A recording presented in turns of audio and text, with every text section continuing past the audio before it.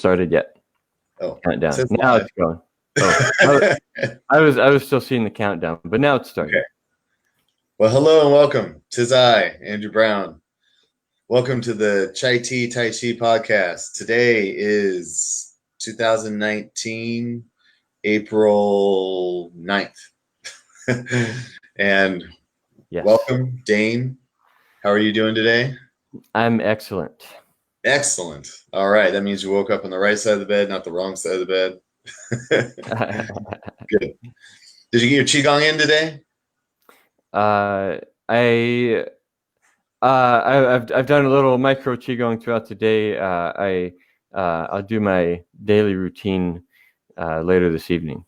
All right, cool. Well, hey, if you haven't seen it, the 90 Days of Qigong is out there, and Dane did it every single day for 90 days straight with a lot of people watching, and a lot of people appreciate that and give him messages constantly. So, yeah, go out there and check it out. It's up on the Facebook and the YouTubes. Yeah, the 90 Days of Qigong, actually, there's a number of people who just started that recently and told me just like after the first couple of times or the first few days, it feels amazing. So yeah, that's up on YouTube and a great way to get addicted to Qigong. Well, that's good to hear. That's good to hear. So today we are going to be discussing a controversial topic of which is better, Qigong or yoga. So this is kind of a touchy, little subjective, but because Qigong in itself is just breath work, and you can do Qigong sitting down, standing up, lying down, in bed, out of bed, walking around. And you can kind of do yoga in... Yoga just means devotion. So oh, really? Okay. Yeah, anything that you do that's the part of your personal spiritual practice is a form of yoga. Oh, all right. Well, that in the makes broadest it very sense. general. So then let's start with just basic definitions of what we mean when we say Qigong or yoga. So why don't you tell me what Qigong is, Dane?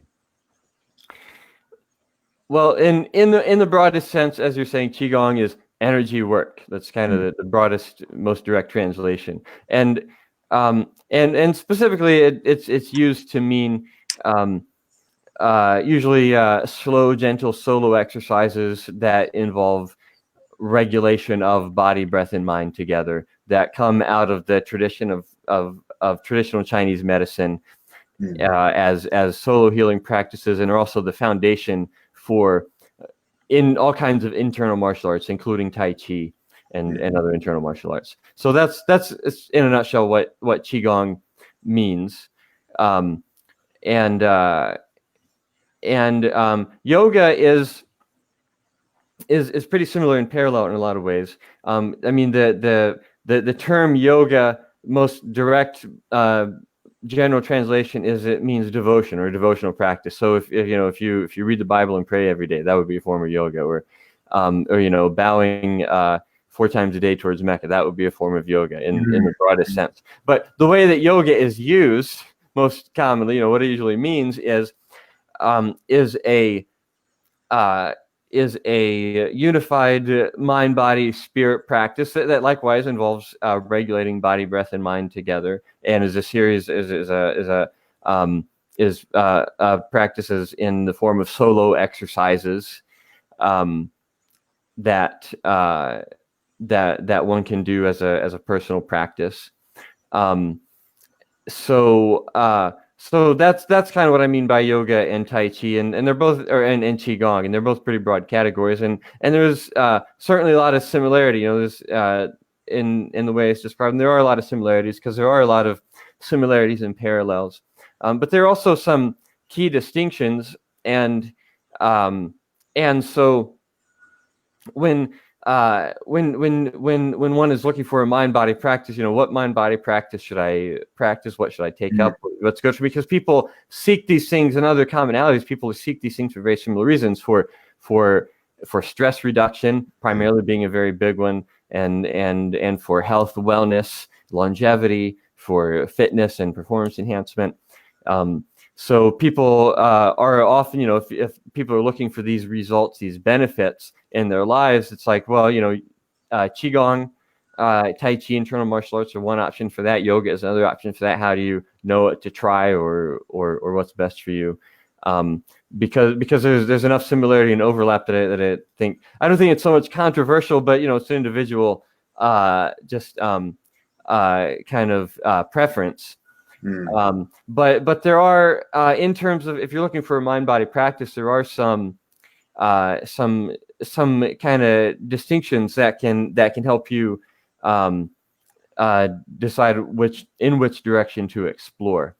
And the kind of the in principle, the distinction is yoga is it comes out of a tradition of spiritual practice, whereas Qigong comes out of a tradition of medical practice. And there's a sort of convergent evolution there, but they have different historical roots. So kind of slightly different objectives.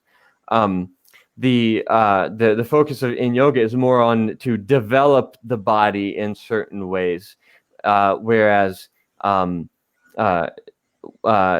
develop the body as a vessel and a tool for spiritual practice, so to speak. Whereas the purpose of Qigong has always been to the at least of medical Qigong, and there's spiritual Qigong and medical Qigong and other things. But Qigong comes out of largely the medical tradition of making a person as physically fit, health, well, vital as possible. So increasing physical.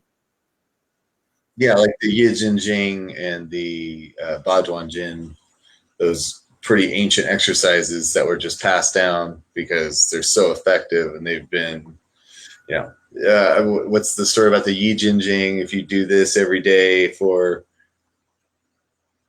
90 days, lost Dane. I'm still here. My camera blinked off for a second. We're coming back. Yes. Sorry. So like with the Yi Jin Jing, the story goes, if you do this for a few months, your body will just become better and better and better. And as you become proficient at the practice, you just get healthy and strong.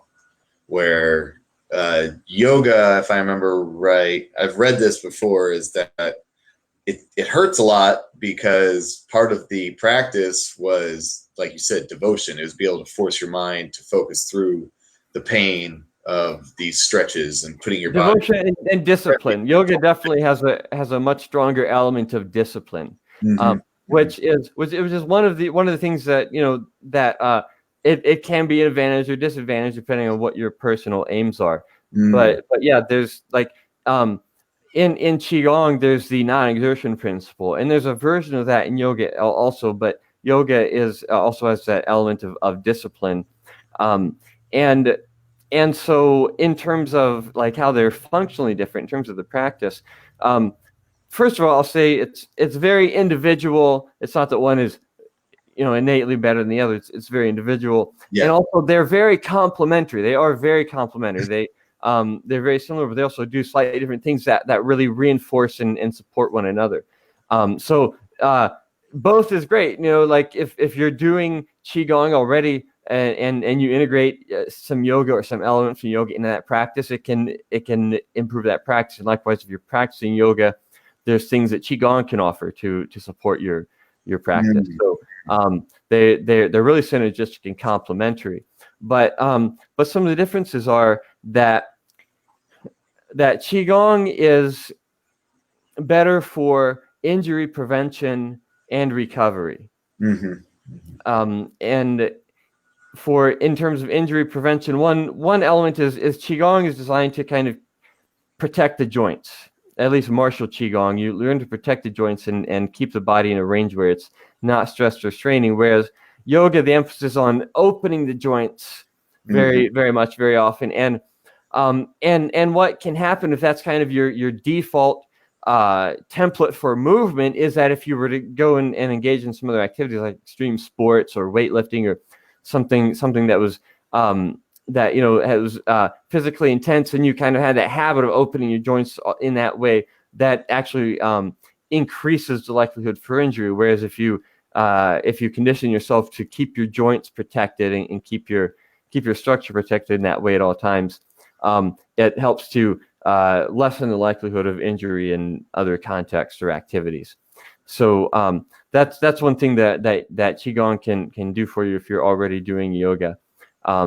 and of course recovering from injury. Yoga is great for injury recovery. I'm sure we've all seen Arthur's transformation, an awesome, amazing video on YouTube.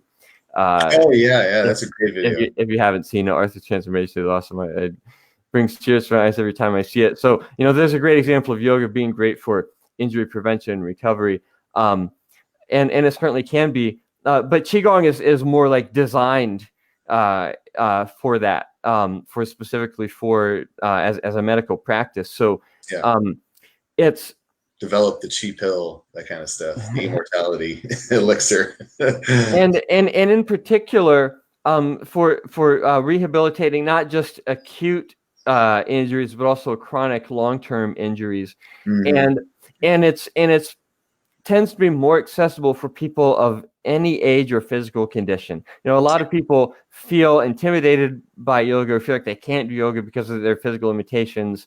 And with Qigong, you can do it standing up, you can do it sitting down, you can do it lying down. It really fits in around whatever physical limitations the person might have or physical condition one might be in.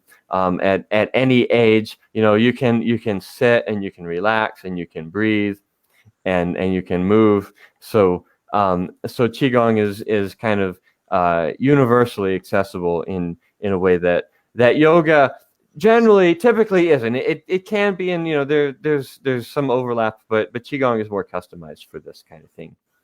All right, cool. And then the what yoga is kind of better for and can support your Qigong practice is yoga does put more emphasis on strength and range of motion.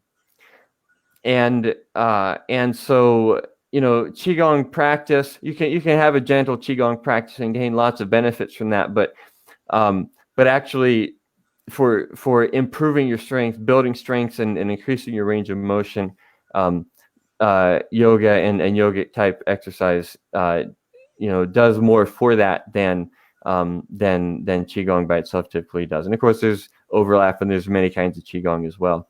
So this is a way that adding yoga, if you already have a Qigong practice, adding yoga definitely has, will enhance the benefits and add more benefits along with that.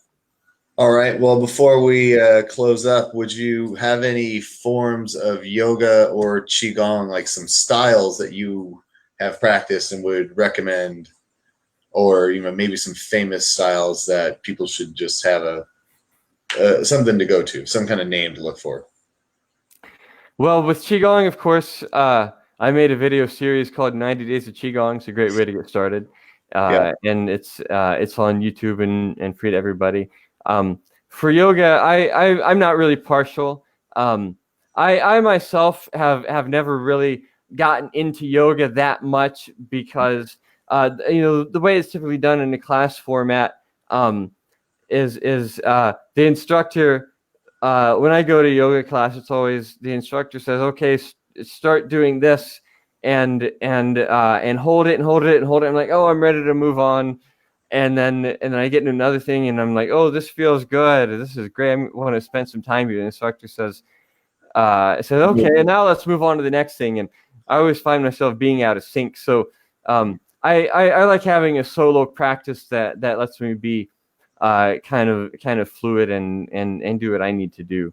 And that's how I approach yoga. But yoga is so popular and there's so much out there. Of course, Diamond Daryl was the thing for Arthur, of course.